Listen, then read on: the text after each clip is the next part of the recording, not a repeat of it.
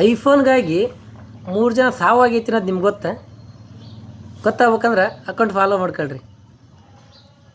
ನಮ್ಮ ಪಕ್ಕದ ರಾಜ್ಯದ ಮಹಾರಾಷ್ಟ್ರದ ಸಂಭಾಜಿನಗರ ಜಿಲ್ಲೆಯಲ್ಲಿರುವಂಥ ಒಂದು ಹಳ್ಳಿಯಲ್ಲಿ ಮುರಳೀಧರ ಹಾಗೂ ಸಂಗೀತ ಎನ್ನುವಂಥ ಈ ದಂಪತಿಗಳಿಗೆ ಕುನಾಲ್ ಎಂಬುವಂಥ 19 ವರ್ಷದ ಹುಡುಗ ಇರ್ತಾನೆ.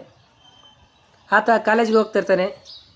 ಆತ ಸ್ನೇಹಿತರು ಎಲ್ಲರೂ ಕೂಡ ಐಫೋನ್ ಖರೀದಿ ಮಾಡಿರ್ತಾರೆ.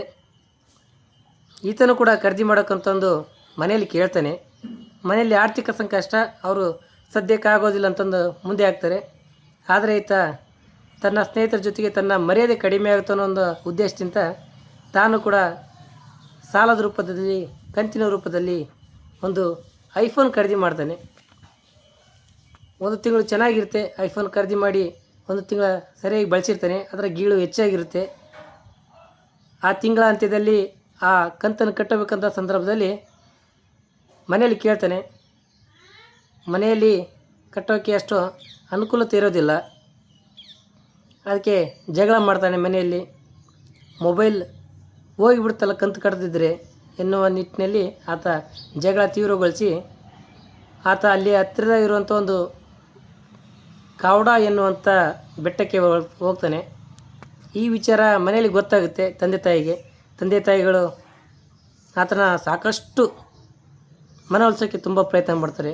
ಆತ ಬೆಟ್ಟ ತುದಿಯಲ್ಲಿ ನಿಂತ್ಕೊಂಡು ಸುಮಾರು ಬೆಳಗ್ಗೆ 10 ಗಂಟೆ ಅಂತ ಮಧ್ಯಾಹ್ನ 1 ಗಂಟೆವರೆಗೂ ಇದೇ ಆಟವನ್ನು ಆಡ್ತಾ ಇರ್ತಾನೆ.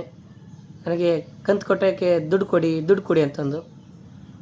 ಇವರು ಎಷ್ಟೇ ಮನವೊಲಿಸಿದ್ರು ಅಲ್ಲಿನ ಸ್ಥಳೀಯ ಪೊಲೀಸರವರು ಸಿಬ್ಬಂದಿಗಳು ಎಷ್ಟೇ ಅವರು ಕೂಡ ಬೆಟ್ಟದ ಕೆಳಗಡೆ ಅವರು ಬಲೆಯನ್ನು ಹಾಕಿದರೂ ಕೂಡ ಆತ ಪದೇ ಬೆಟ್ಟದ ತುದಿಯನ್ನು ಬದಲಾಯಿಸ್ತಾ ಇರ್ತಾನೆ.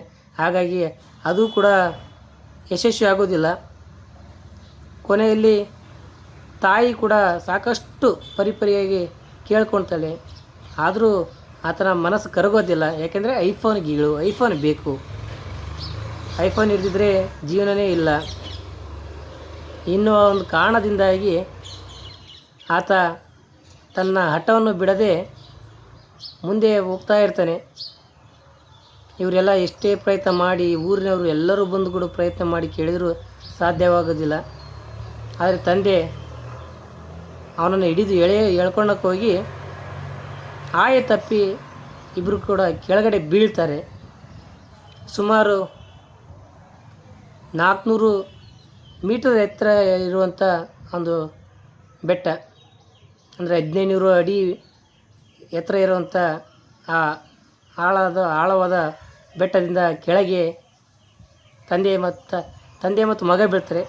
ಇದನ್ನು ನೋಡಿದ ಕ್ಷಣ ಯೋಚನೆಯನ್ನು ಕೂಡ ಮಾಡದೆ ತಾಯಿ ಕೂಡ ಆ ಬೆಟ್ಟದಿಂದ ಬಿದ್ದು ಪ್ರಾಣವನ್ನು ಬಿಡ್ತಾಳೆ.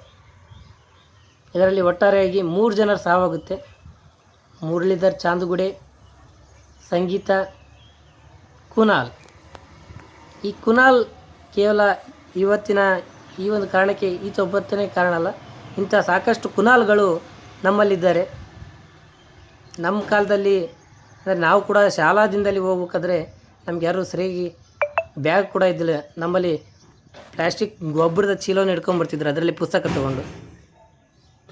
ಅಷ್ಟರ ಮಟ್ಟಿಗೆ ಇದ್ದಂಥ ಸಂದರ್ಭದಲ್ಲಿ ಇವತ್ತು ತಂದೆ ತಾಯಿಗಳು ಮಕ್ಕಳಿಗೆ ಬೇಕಂದಾಗ ಅದನ್ನು ಕೊಡಿಸುವಂಥ ಏನು ಯೋಚನೆ ಮಾಡ್ತಿದ್ದಾರಲ್ಲ, ಅದು ಕೂಡ ಇವತ್ತಿನ ಘಟನೆಗೆ ಕಾರಣ ಆಗಿದೆ. ಇದರಲ್ಲಿ ಒಂದು ಮೊಬೈಲ್, ಒಂದು ಐಫೋನ್ 3 ಜನರ ಬಲಿಯನ್ನು ತೆಗೆದುಕೋಬೋದು ಎಂದು ಸಾಬೀತುಪಡಿಸಿದೆ. ಮೊಬೈಲಿಗಾಗಿ ಸಾಕಷ್ಟು ಘಟನೆಗಳು ನಡೆದಿವೆ. ನಮ್ಮ ಕೊಪ್ಪಳ ಜಿಲ್ಲೆಯಲ್ಲೂ ನಡೆದ, ಗಂಗಾವತಿಯಲ್ಲೂ ಕೂಡ ಮೊಬೈಲಿಗಾಗಿ ತಾನು ಇರುಕೊಂಡು ತನ್ನ ತಂದೆಯನ್ನು ಸಾಯ್ಬಿಡ್ದು ಇದೆ. ಸಾಕಷ್ಟು ಘಟನೆಗಳು ಇದ್ದಾವೆ. ಅದಕ್ಕೆ ಅಂಥ ಘಟನೆಗಳಿಂದ ಸಾಕಷ್ಟು ಇವೆಲ್ಲ ಪ್ರೇರಣೆ ಮತ್ತೆ ಇಂಥದಕ್ಕೆ ಆಗೋಕ್ಕೆ. ಇವತ್ತು ಐಫೋನ್ಗಾಗಿ ಒಬ್ಬರು ಅಥವಾ ಮುಂದೆ ನಾವು ಬೇರೆ ರೂಪದಲ್ಲಿ ಹೋಗ್ಬೋದು. ಇದನ್ನೆಲ್ಲ ಕಡಿಮೆ ಮಾಡಬೇಕಾದ ಅನಿವಾರ್ಯತೆ ಇದೆ. ಯಾಕಂದರೆ ಐಫೋನಿಂದನೇ ಜೀವನ ಅಲ್ಲ. ಐಫೋನ್ ಬಿಟ್ಟು ಕೂಡ ಸಾಕಷ್ಟು ರೀತಿ ಬದುಕ್ಬೋದು ನಾವು. ಒಳ್ಳೆಯ ಜೀವನಕ್ಕಾಗಿ ಮೊಬೈಲೇ ಮುಖ್ಯ ಅಲ್ಲ. ಯಾರೋ ಪ್ರತಿಷ್ಠೆಗೋಸ್ಕರ ನಮ್ಮ ಸ್ನೇಹಿತರು ತೆಗೆದುಕೊಂಡಿದ್ದಾರೆ, ನಾನು ತೊಗೋಬೇಕನ್ನುವಂಥ ಆ ಒಂದು ಹುಚ್ಚು ಕಲ್ಪನೆ ಹೋಗ್ಬೇಕಾಗಿದೆ. ಇವತ್ತಿನ ನಮ್ಮ ಯುವ ಪೀಳಿಗೆ ಏನು ಧೈರ್ಯದಿಂದ ಎದುರಿಸ್ಬೇಕಾಯ್ತು ಸನ್ನಿವೇಶಗಳನ್ನು, ಆ ಧೈರ್ಯವನ್ನು ಕಳ್ಕೊಳ್ತಿದೆ. ತಾಳ್ಮೆ ಇಲ್ಲ. ಹಾಗಾಗಿ ಇಂಥ ಈ ಒಂದು ಘಟನೆಗಳಿಗೆ ಕಾರಣ ಆಗ್ತಿವೆ. ಇಂಥವೆಲ್ಲ ಕಡಿಮೆ ಆಗಬೇಕಿದೆ. ಸಮಾಜದಲ್ಲಿ ಸಾಕಷ್ಟು ರೀತಿಯ ಬದಲಾವಣೆಗಳು ಇಂಥ ಕುನಾಲ್ ಇಂಥ ಈ ಮನಸ್ಥಿತಿಯಿಂದ ಹೊರಬರಬೇಕಿದೆ. ಕುನಾಲ್ ಒಬ್ಬ ವ್ಯಕ್ತಿಯಷ್ಟೇ ಇವತ್ತಿನ ಒಂದು ಘಟನೆಗೆ, ಆದರೆ ಇಂಥ ಸಾಕಷ್ಟು ಮನಸ್ಥಿತಿಗಳು ಇದಾವಲ್ವ, ಆ ಮನಸ್ಥಿತಿಗಳು ಬದಲಾಗಬೇಕಿದೆ.